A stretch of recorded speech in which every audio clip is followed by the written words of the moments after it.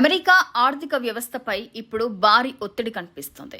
ఇప్పటికే లక్షల కోట్ల డాలర్ల అప్పులో ఉన్న అమెరికా ఇరాన్తో కొనసాగుతున్న ఉద్రిక్తతల కారణంగా మరింత ఆర్థిక భారాన్ని ఎదుర్కొనే పరిస్థితి ఏర్పడిందనే చర్చ జరుగుతుంది.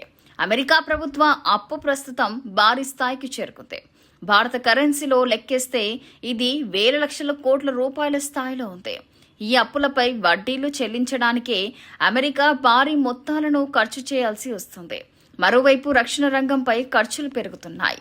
ఇరాన్తో యుద్ధ పరిస్థితులు మరింత తీవ్రతరమైతే ఈ ప్రభావం కేవలం అమెరికాకే పరిమితం కాకుండా ప్రపంచ ఆర్థిక వ్యవస్థపైనే పడే అవకాశం ఉంది.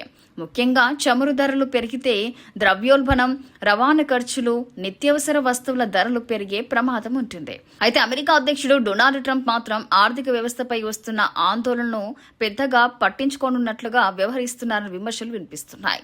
అమెరికా బలమైన ఆర్థిక వ్యవస్థను కొనసాగిస్తుందని, అవసరమైన చర్యలు తీసుకుంటామని ట్రంప్ చెబుతున్నారు. కానీ అసలు ప్రశ్న ఇప్పుడైతే అప్పులు పెరుగుతున్నాయి, యుద్ధ ఖర్చులు పెరుగుతున్నాయి, చమురు మార్కెట్లు ఒత్తిడిలో ఉన్నాయి. మరి అమెరికా ఆర్థిక వ్యవస్థను ట్రంప్ ఎంతకాలం తట్టుకోగలరు? అమెరికా ఆర్థిక పరిస్థితుల్లో వచ్చే మార్పులు ప్రపంచ మార్కెట్లపై కూడా ప్రభావం చూపే అవకాశం ఉంది. స్టాక్ మార్కెట్లు, బంగారం, చమురు ధరలతో పాటు డాలర్ విలువ పైన దీని ప్రభావం ఉండొచ్చు. అందుకే అమెరికా అప్పుల భారం, ఇరాన్తో యుద్ధ పరిస్థితులు, ట్రంప్ ఆర్థిక విధానాలు రాబోయే రోజుల్లో ప్రపంచ దేశాలకు కీలక అంశాలుగా మారబోతున్నాయి.